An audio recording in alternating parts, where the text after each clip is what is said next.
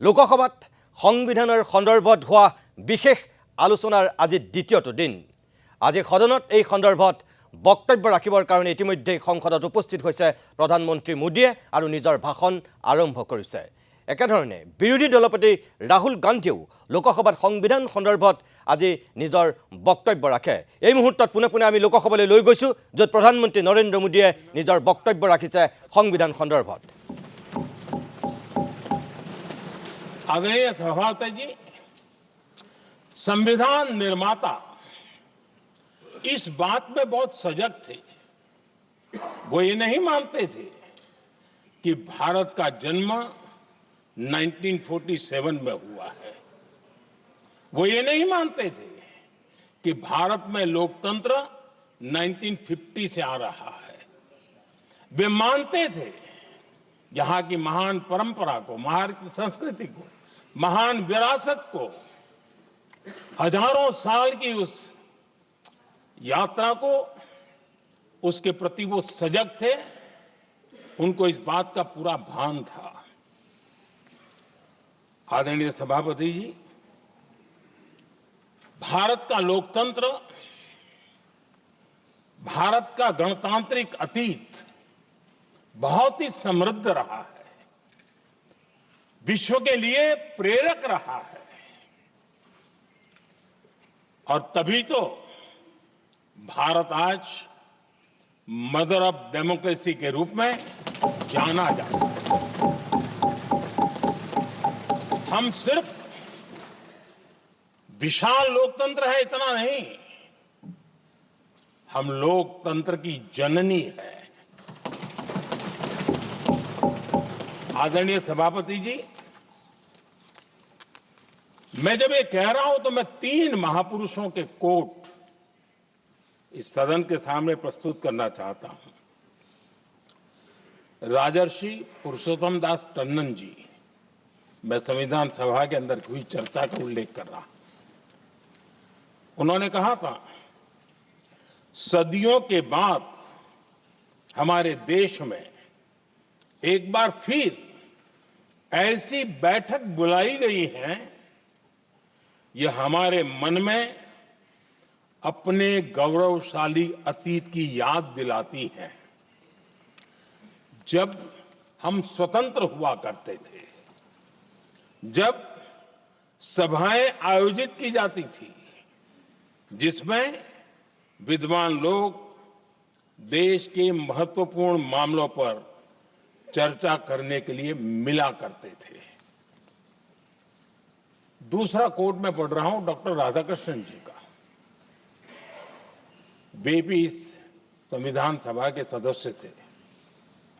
उन्होंने कहा था, इस महान राष्ट्र के लिए गणतांत्रिक व्यवस्था नई नहीं है। हमारे यहां ये इतिहास के शुरुआत से ही है। और तीसरा कोट मैं बाबा साहब आंबेडकर का कह रहा हूं। बाबा साहब आंबेडकर जी ने कहा था, ऐसा नहीं है कि भारत को पता नहीं था कि लोकतंत्र क्या होता है। एक समय था जब भारत में कई गणतंत्र हुआ करते थे। आदरणीय सभापति जी, हमारे संविधान के निर्माण की प्रक्रिया में हमारी देश की नारी शक्ति ने संविधान को सशक्त करने में बहुत बड़ी भूमिका निभाई थी। संविधान सभा में 15 माननीय महिला सदस्य थी और सक्रिय सदस्य थी। मौलिक चिंतन के आधार पर उन्होंने संविधान सभा की डिबेट को समृद्ध किया था। और वे सभी बहनें अलग अलग बैकग्राउंड थी, अलग अलग क्षेत्र की थी, और संविधान में उन्होंने जो जो सुझाव दिए, उन सुझावों का संविधान के निर्माण पर बहुत बड़ा प्रभाव रहा था। और हमारे लिए गर्व की बात है कि दुनिया के कई देश आजाद भी हुए, संविधान भी बने, लोकतंत्र भी चला, लेकिन महिलाओं को अधिकार देने में दशकों बीत गए थे।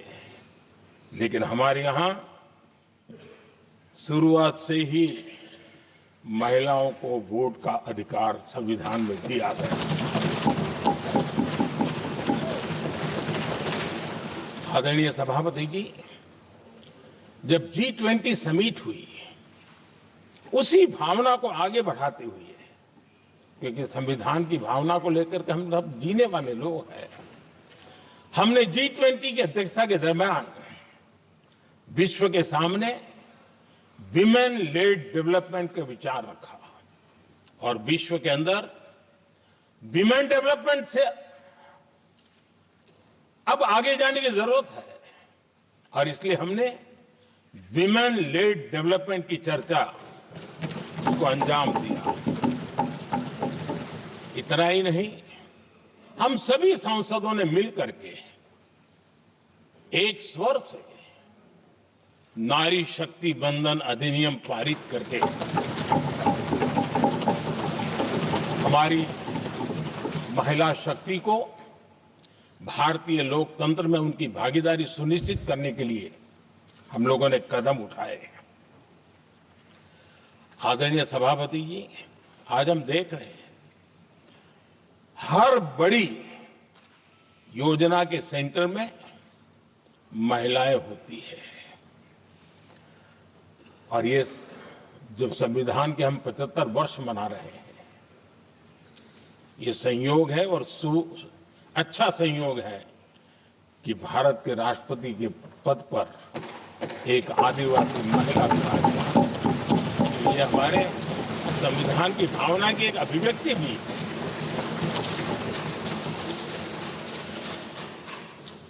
आदरणीय सभापति जी, इस सदन में भी लगातार हमारे महिला सांसदों की संख्या बढ़ रही है, उनका योगदान भी बढ़ रहा है। मंत्री परिषद में भी उनका योगदान बढ़ रहा है। आज सामाजिक क्षेत्र हो, राजनीतिक क्षेत्र हो, शिक्षा का क्षेत्र हो, खेलकूद का क्षेत्र हो, क्रिएटिव वर्ल्ड की दुनिया हो, जीवन के हर क्षेत्र में महिलाओं का योगदान,